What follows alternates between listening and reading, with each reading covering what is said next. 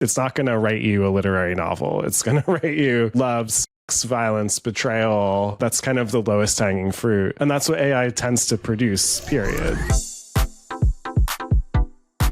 Over the past few weeks, millions and millions of TikTok users have been tuning into a short-form AI-generated show called Fruit Love Island. On the show, AI-generated fruits kiss, date, fight, and make up.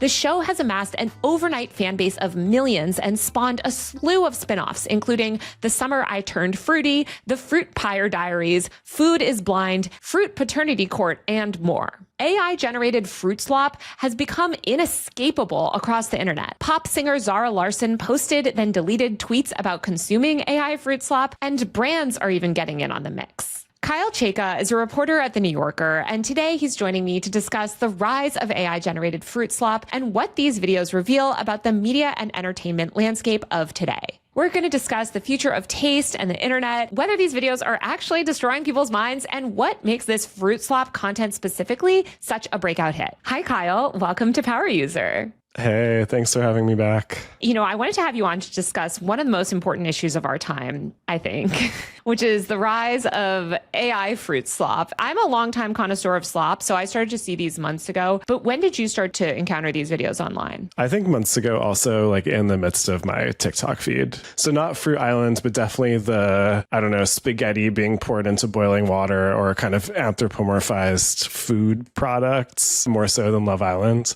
But then I'm not a Love Island watcher, so I kind of had to reverse engineer all of these references. Yeah, I mean, AI slop, I would say, really became pervasive in like 2023, into 2024.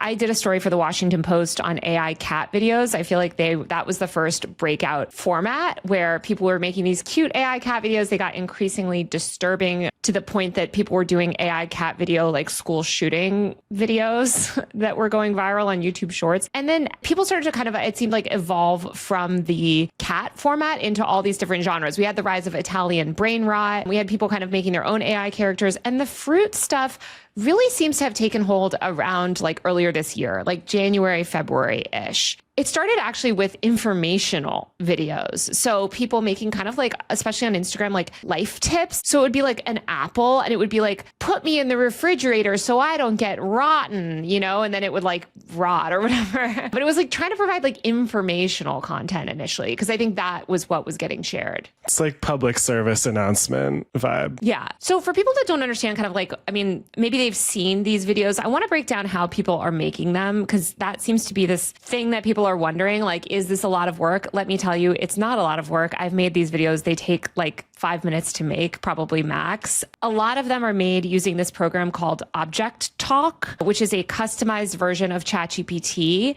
So you can put in like a food item, like a chicken nugget or something, and it produces this detailed prompt for a Pixar style 3D render of, you know, a storyline. You can then take that prompt and put it into a video generation model like OpenArt, or I've used Leonardo AI, and you have a video in just a few minutes. Quick and easy, frictionless production of AI fruit slop. And Object Talk is made by this company called AI Centuries, which advertises itself as a cutting-edge AI tech company founded by two brothers on a mission to equip the next generation of AI creators. It's basically just like one of these like vibe-coded kind of AI slop sites. I think what's interesting is like, there is this whole industry around it where people are monetizing this content, and that's ultimately the goal. So like the people making this content are a lot of like teenagers, young adults, et cetera, that are sort of just trying to do like attention arbitrage on the internet and like create viral slop, basically, that they can then like make a few bucks off of. Yeah, I feel like there's a whole slop economy now. Like now the fruit slop is taking the place of influencer content or DIY videos or, I don't know, viral rants. So instead of actually filming yourself, you can just play around and make the latest genre of AI slop and participate in the meme that way and get your attention that way. And it all monetizes just the same. Like you don't need to put yourself on camera anymore. Yeah, and you can hyper optimize it. Like, I think that, I mean, especially in 2020 with the rise of the creator economy, in 2021 when all the VCs and tech people and it sort of went mainstream, people were like, wait a minute, you can make a lot of money on the internet. Short form video can be monetized. TikTok launched their creator fund. A lot of people were like, well, I'm inherently not interested. Like, I'm not a good influencer. So there's that barrier there. Then we saw the rise of faceless accounts. And now it's like, actually anybody can participate, as you said, in the influencer economy. You just kind of need to use AI to generate the right script. Yes. So it's kind of a degraded form of the influencer or creator economy where what you're creating is the AI output. And I mean, it reminds me in a way of VTubers also, the anime avatar YouTuber community, because that was also a kind of displacement of your own identity. And that was an avatar. But in this case, you don't need an avatar. You don't need a human. You just need to be creative enough to write a script for a fruit slop and put it online. I think, when I was doing the cat video stories, one thing that was interesting to me too was that there was a lot of people in foreign countries making these accounts, maybe because like the money that they were going to earn from them is significant. Like earning $15, through Instagram Reels when you're in Indonesia goes a lot farther than if you're in Massachusetts. But I also think it's kind of ballooned into this global economy. I mean, there's videos on YouTube of how to make this content that have like millions and millions and millions of views and comments from people all over the world. Right. I mean, it's a global economy now. Maybe that's a kind of evolution of where social media was 10 or 15 years ago. Like it was more national. It was a little bit more local. And now everyone is kind of playing in the same sand pit, and you can make the same money. You can monetize with the same metrics wherever you are. And AI slop is the cheapest thing in the world to make and requires the least amount of resources and energy, as you probably discovered yourself. So now it's just such a lowest common denominator thing where any kind of video content, any kind of cartoon that you can put online might make you money. And so you might as well just output 1,000 of them and see what sticks. Well, I mean, speaking of that, right? Like what started initially to perform well was the life hack stuff. It was informational advice.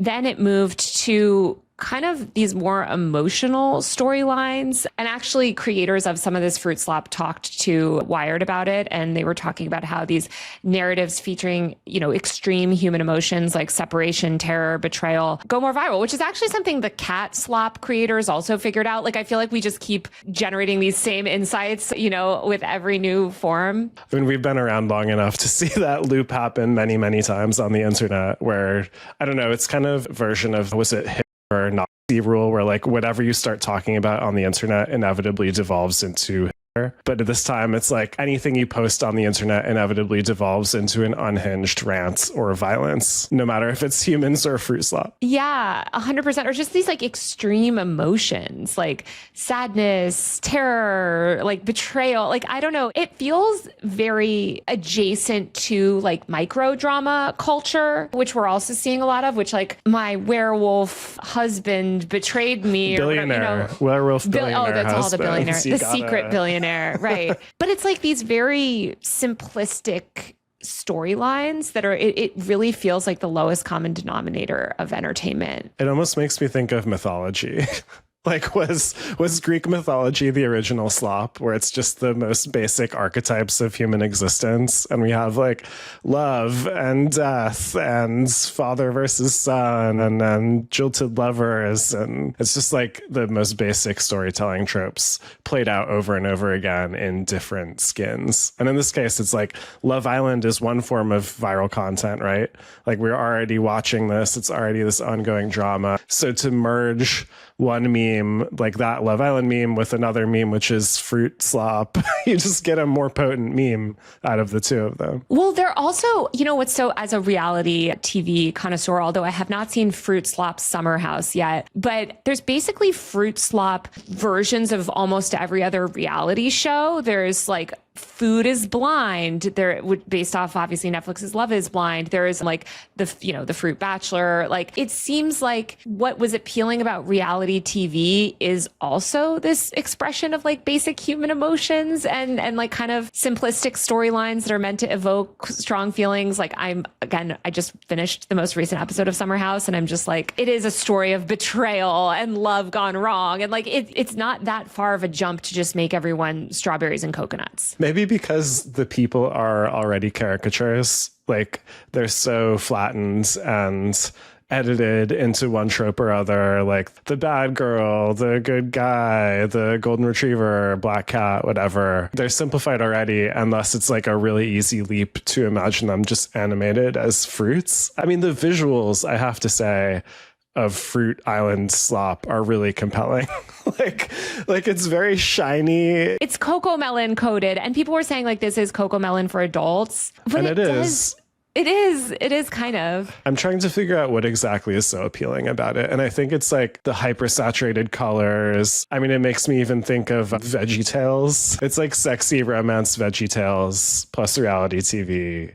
And how can you say no to that? If you're watching this video and you like my work, please support me on Patreon via the link below or buy a paid subscription to my tech and online culture newsletter at usermag.co. That's usermag.co. I don't have any long-term brand partnerships, and a lot of my content is effectively demonetized. I've lost major brand deals for speaking out on certain issues and for challenging power. As you can imagine, advertisers are not exactly eager to work with somebody who covers a lot of the topics that I cover and talks about the things that I talk about. These videos I make are entirely funded by you, and I can't continue to make them without your support. So if you get any value out of the videos that I create and you want me to be able to create more, please support me on Patreon or Substack via the links below.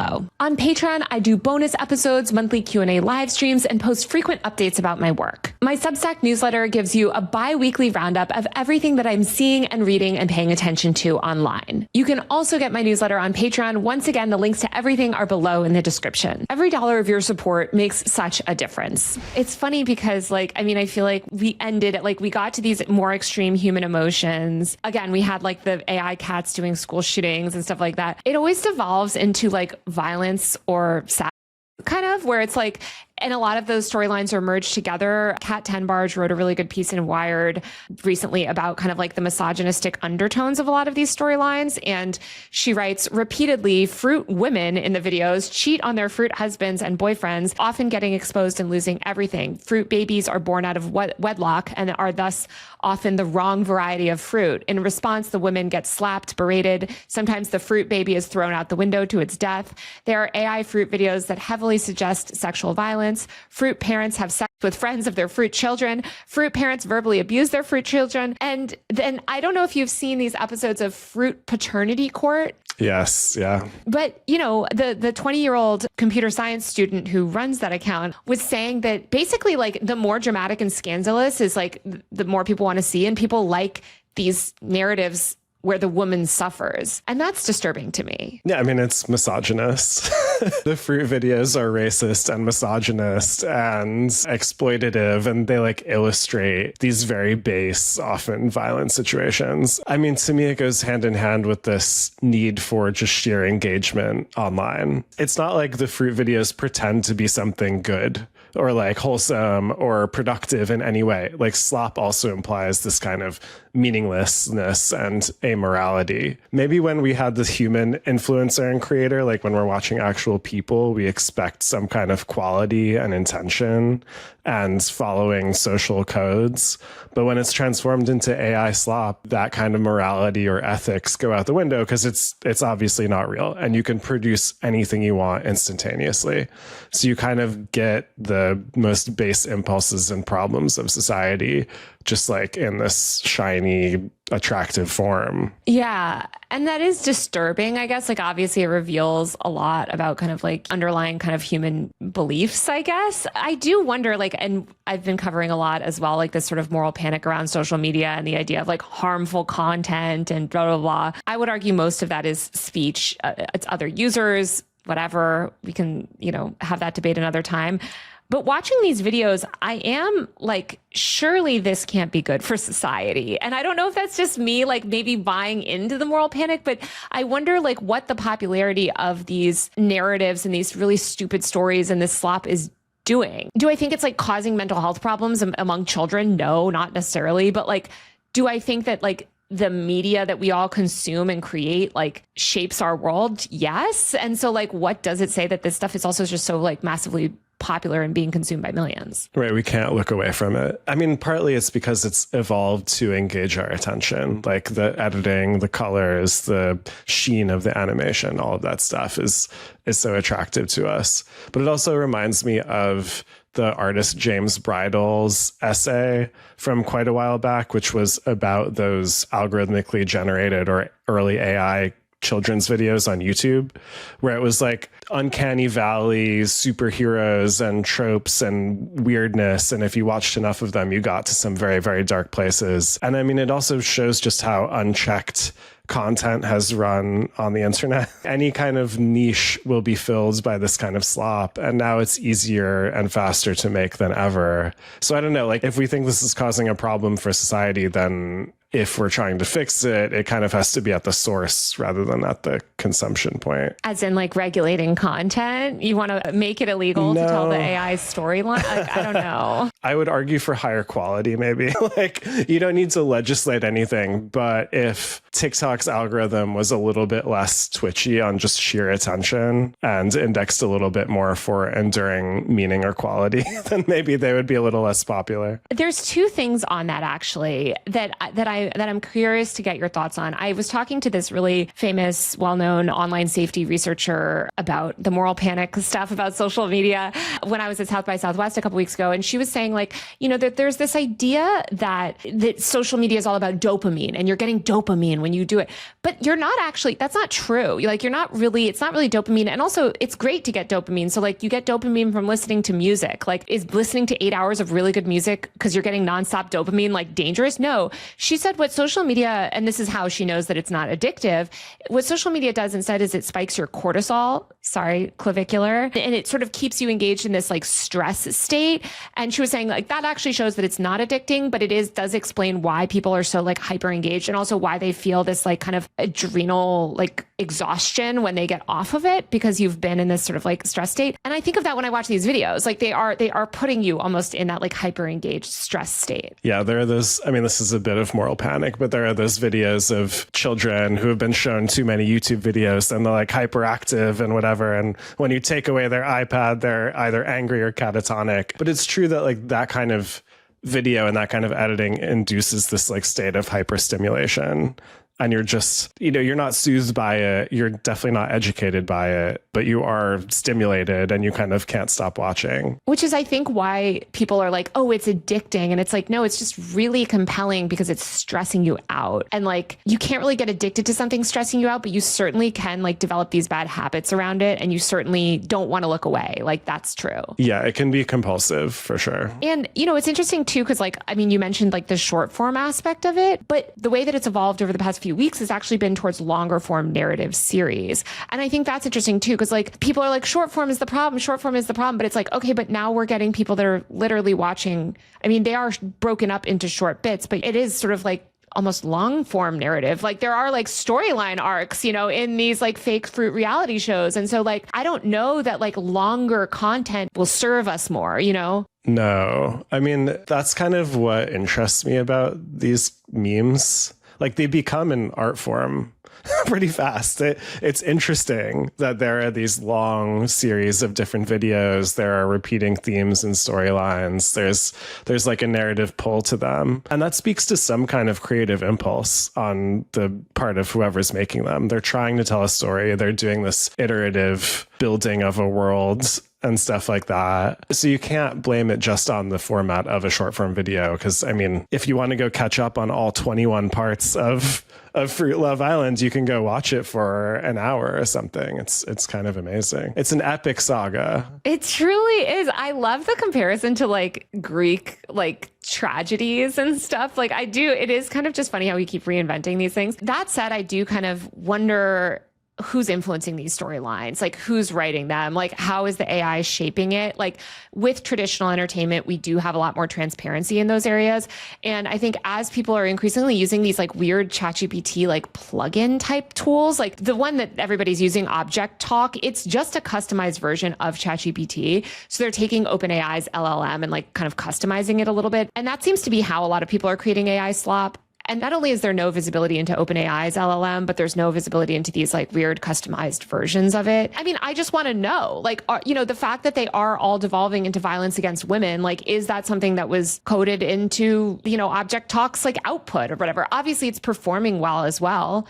But I wonder what else would perform well, and like just like the tech that's shaping these storylines, because the tech is writing these storylines. AI is writing these storylines. Yeah. And so it's following the tropes that are programmed in or baked into whatever LLM this is using. And we literally have no way of knowing what those biases are, what kind of model or information is going into it. I mean, my theory would be is like all LLMs kind of go toward the same set of data, like human writing and human knowledge. And so I would bet that if you ask an LLM to write you a compelling storyline, it's going to devolve so fast to like the most base stimulating tropes. It's not going to write you a literary novel. It's going to write you, love, violence, betrayal, family, drama, whatever. That's kind of the lowest hanging fruit. And that's what AI tends to produce, period. I don't know. Maybe I'm convinced that there's like something more nefarious here, because I've seen like the people that are involved in these communities, it very much attracts like the AI hustle bro. It's the passive income guys. It's the like crypto adjacent, Peter Thiel loving, like, these kind of like young nihilistic people that like I just don't know that they have the best intentions. And I do also wonder what they're going to do with the audiences they amass, because as we saw with a lot of the cat video accounts, once that stopped trending, they pivoted often to other AI content. But these pages can be repurposed to anything, and they can be used to push propaganda, messaging. Not to say that I don't think that like the RNC is doing SpawnCon with like Fruit Love Island yet or whatever. But like as we saw with Facebook pages, which are I think kind of a similar iteration to this, where like people would just make these massive Facebook meme pages and then like pivot them or do undisclosed political sponsorships, whatever. Like I do think these could be used for nefarious purposes, whether it's political or to push a certain reactionary agenda or whatever. And it's just extracting attention and monetizing it. I mean, I was looking at the Fruit Love Island account on TikTok today, and it has, 3 million plus followers. It was the previous iteration was locked at 4 million. And it did just make me wonder, what do you do with that account once this is over? Like once the meme is finished, you either have to fill the vacuum and like try to pivot to the next meme or the next idea, or I guess just devolve into the worst version of what you're posting. And all the time you've captured a bunch of people's attention. Yeah, you sell off the account for profit too. I mean, it's interesting too that brands are getting involved. Like in the Fruit Love Island comments, you had the soda brand Olipop. They were showing up under other videos as well. I guess Olipop is really involved in the AI fruit slop world. Also, Slim Jim has commented on many of these videos. Like there's a bunch of brands, I think brands that are themselves like just desperately seeking to insert themselves into anything that gets them online attention. Like they're hopping on this trend. I'm wondering if we're going to see one of these brands sponsor an AI short form series. Like it's not beyond belief, like they're already kind of, I'm sure they're discussing it at like Wyden and Kennedy, or they're probably too high class, but some low level, Vayner Media. Right. I mean, it's happening right now. I think we can be guaranteed that a bunch of brands are pitching AI slop videos right at this moment. I mean, I'm not opposed to it, like it's fine. If they want to do some AI slop animations, that will be okay. People will probably have lost interest by that point. Like these cycles are so fast that the AI model will stay and the like content generation machine will stay, but Fruit Love Island is going to be gone. And you have to kind of think of the next thing. Well, what do you think the next thing is? Like as somebody that pays so much attention to like algorithms and like kind of where social media is going, like I also like covering the social media addiction trial and seeing that stuff and thinking about like the types of content. I think we're about to get mass censorship on a level that we've never seen if things like the Kids Online Safety Act pass. And ironically, like co-sign these other laws actually wouldn't crack down on this type of content at all. What they would mostly crack down on is human content, like queer people, again, abortion activists, like women's rights activists, et cetera. And so I think that these like child safety laws, which don't protect children, but whatever, could even give this AI slop even more of a leg up online. Like what trends are you Because no other content will be left. If what we allow is this lowest common denominator, like slop content, and we suppress humans making more content, then that's all we're going to be left with. And that's kind of gross. I mean, I think it alienates users also. Like, it's not, in the long run, I don't think this kind of content is that sustainable, as we saw with OpenAI shutting down Sora, which was kind of a wall-to-wall slop feed. True. That was wall-to-wall slop. Although I was very interested because I do think that, and Katie Natopoulos wrote about this, but Sora was incredibly popular in fetish communities and people were mostly using it to make fetish content, which is funny. It's the other law of the internet. If it's online, then you will make porn with it or out of it, I guess. To me, people were celebrating that Sora shutdown. And I was like, guys, that's not because it wasn't even inherently unsuccessful. It's because it was requiring so much compute power. And currently OpenAI's run rate is insane. Anthropic is catching up and they're pivoting B2B and trying to compete more directly with Anthropic, who never really wasted their time with a video model. So that wasn't some failure of the form, because as we've seen, Google, Nano Banana, VEO3, whatever, there are so many other video generation tools. And if you think of the previous iteration of emotionally charged slop, I would say it was those Facebook photos of the disabled cat or child or whatever asking for money, or veterans. But that was all photo based. Now it's all moved to video. Video is obviously a more engaging format, and video consumption on social media is only going up. So I don't know. I think people were celebrating the death of Sora a little too soon, and they're winning the battle, but they're about to lose the war, Well, in a way, Sora at least assured you that everything on it was AI content, whereas all of these random video models and, the Chinese one, C Dance, the output of those is just going into every social media feed. And if you don't want the AI content, then it's polluting your feed, and you have to do the labor of determining what is AI and what is not.